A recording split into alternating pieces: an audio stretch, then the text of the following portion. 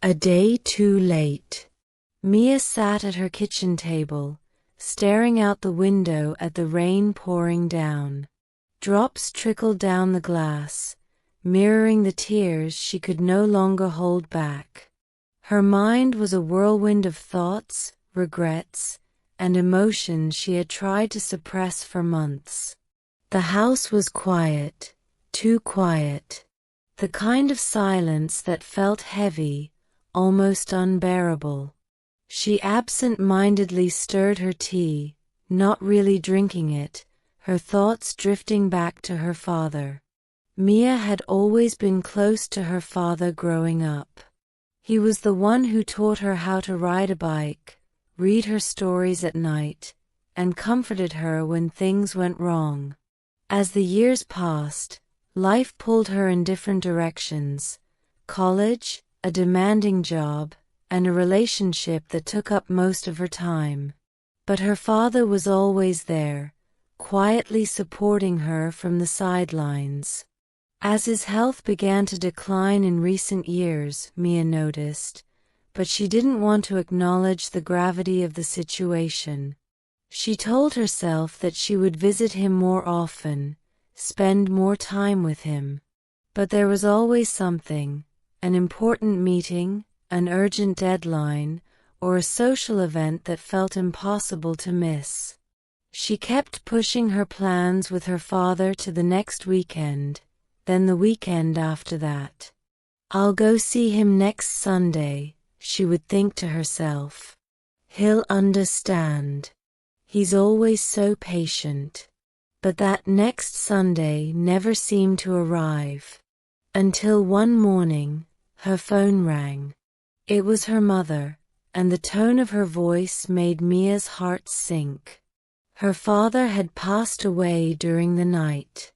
The news felt like a punch to the gut, leaving her breathless and numb.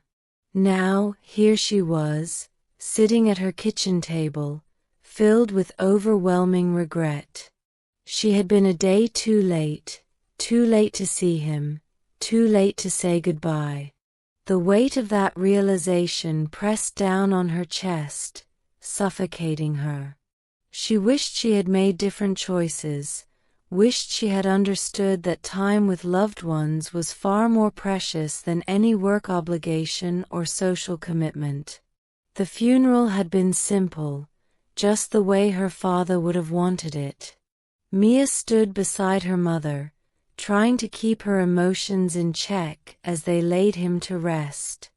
But it was difficult to look at the coffin and not feel the crushing guilt of having neglected those last few months, when her father had needed her the most.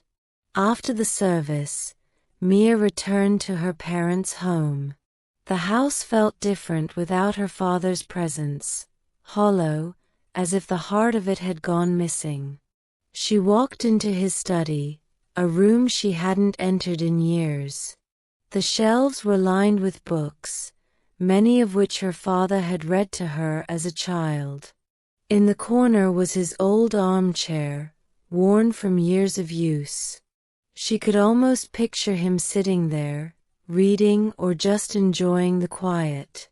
As Mia sat down in the armchair, she noticed a small stack of letters on the desk. The top one caught her eye. It was addressed to her, in her father's handwriting. With trembling hands, she picked it up and unfolded the paper. Her father had written it just a few days before his passing. "Dear Mia," it began, "I hope this letter finds you well. I know you've been busy, and I understand that life pulls us in many directions. I don't want you to feel bad about not visiting more often. I know you love me, just as I love you. Time passes quickly, and sometimes we don't realize how fast. But I want you to know that I've always been proud of you. Proud of the woman you've become, proud of your accomplishments, and proud of the kindness in your heart. I don't want you to carry any guilt. We've shared many good years, and I cherish every memory. Life moves forward, and so should you. Remember to take time for the people who matter most, and don't let work or obligations get in the way of that. You have so much ahead of you, and I know you'll make the most of it. With all my love, Dad. Tears streamed down Mia's face as she read the letter. Her father had always been so understanding, even in death. He didn't want her to be consumed by regret, but how could she not be? The ache of missed opportunities gnawed at her.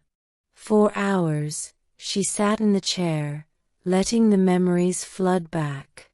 Every laugh they shared, every time he had been there when she needed him, all of it played in her mind. And with every memory came the sharp sting of knowing she had let their last days slip through her fingers. But as the day turned to night, Mia realized something. Her father didn't want her to drown in sorrow. His letter was a reminder, a gift of love and forgiveness. He had given her one final lesson, the importance of cherishing relationships while there was still time.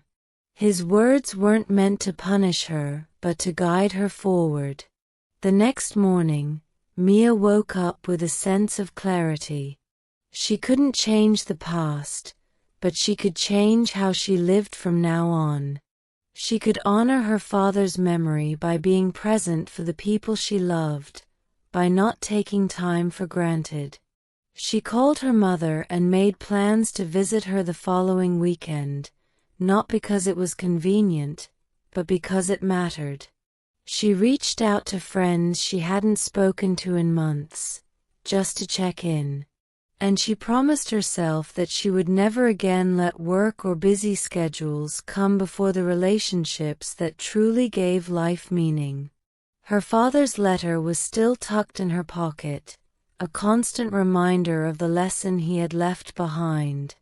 And while the pain of losing him would never fully disappear, Mia found comfort in knowing that she still had a chance to live the way he had hoped for her, present, grateful, and aware of the fleeting beauty of time. In the end, it wasn't just about the day that was too late. It was about the days ahead, the chance to make things right with the time she had left. And Mia was determined not to waste a single moment more. Thank you for listening.